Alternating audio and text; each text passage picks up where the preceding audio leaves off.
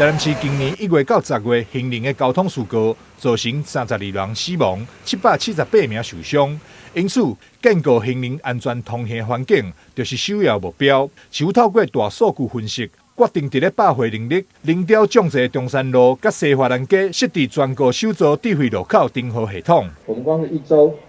汽机车闯越这个红灯闯红灯的就有292起。然后这个逆向行驶了265起1周，如果想想看，这1周的292起，如果万一行人不注意，走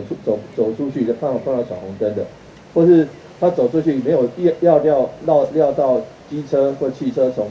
这个不应该来的方向来的，这个逆向行驶，那么事故就发生了。不管是逆行驾驶、弄红灯，也则是跨越停止线顶违规行为，该系统拢会即时将违规车辆的车号显示伫咧交通灯号顶面，达到警示效果。毋忙会当减少违规行为。但是交通局长王明德表示，毋忙透过智慧安全路口启用，达到减少交通事故，以及确保行人安全等成效。台南新闻张硕维采访报道。